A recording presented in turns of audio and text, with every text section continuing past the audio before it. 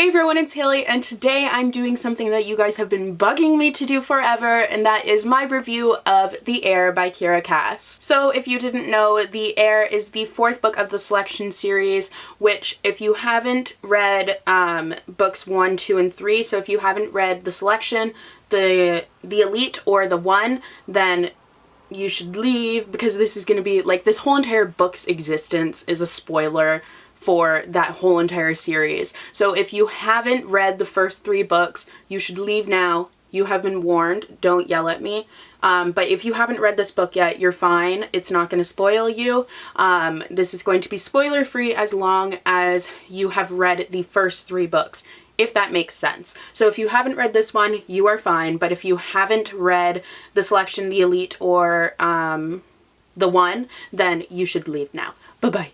Okay, so this book follows King Maxen and America, who have gotten married and now have kids. They have their son, whose name is slipping my mind at the moment, but they have their son, and they have Princess Edelen, and Princess Edelen is the main character in this book. It's told from her perspective rather than from America's, like the first 3 books.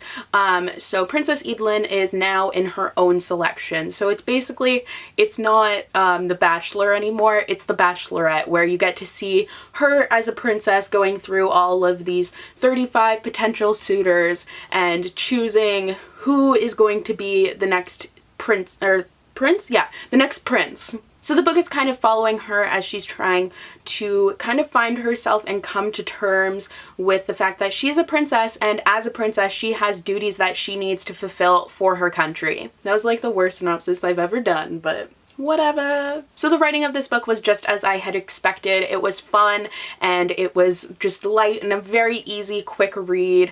The romance scenes were just on point. My only complaint was that there was really not enough of them. I think a lot of people can agree with me when I say I read these books for the romance, not for like the political stuff or anything like that. I don't think that's the strongest point of this book. So I read them for the romance, and there wasn't really that much of it. For a while there was, but then here's my main problem with this book. The ending was out of nowhere and completely rushed, and the plot just, it was going this way and then all of a sudden it turns this way at the end, and just in the last like 15 pages something completely unexpected happens, but like it's not unexpected in a good way. It was just kind of thrown in there as kind of like a plot element, like a plot twist, and it really just seemed like it was thrown in there.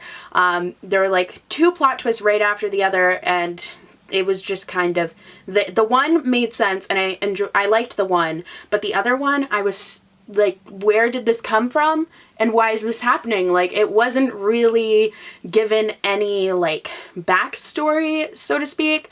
It just kind of happened, and I do like when that happens sometimes, but I didn't think it was like a necessary plot twist, and I didn't really think it added that much to the story or really made me want to read the next book. So it was going one way with the romance, and then all of a sudden, like, romance takes a backseat and it's just kind of, that plot is forgotten and left behind, and it just, the book ends with something completely different, which was kind of annoying. I just was kind of annoyed by that. I don't know. And also, another thing that annoyed me was you get to see a lot of characters from the Selection series in this book. So you obviously have Maxen and America, who I'll talk about in a second. Then you also have Mallory and her kids, and then you have Aspen, who shows up again. I hate Aspen, if you didn't know. Which you got to see them a little bit. I did like how Mallory was really brought into the story, and her kids were brought into the story a lot. I enjoyed that. My problem was America and Maxen were completely, I feel like, discredited. Like, they are reduced to just Edelen's parents. Like, they were not the America and Maxen that I had read about in the Selection series. They just become Edelen's parents, like, just these, like, monotone, like one-dimensional parents. There's not really anything to them, and that just kind of really irked me, because a lot of people are reading these books because they want to find out like more about how Maxen and America are doing, but you didn't really get that. They were just kind of like this the just stupid typical parents that you have in any YA novel that are like supportive and like blah blah blah. Like there just wasn't anything to them, and that really bugged me. But besides that, I really liked Edelen's relationship with her brother. I thought it was really nice that she had someone to turn to who wasn't going to tell her, you need to do this for her country,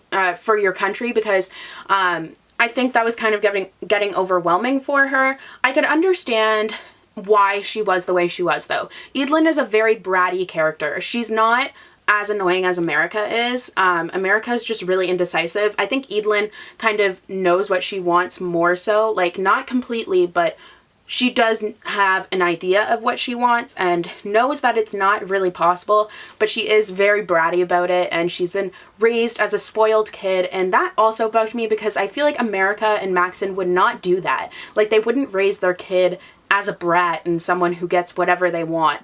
And it just really bugged me because this was not what I was expecting from their kid.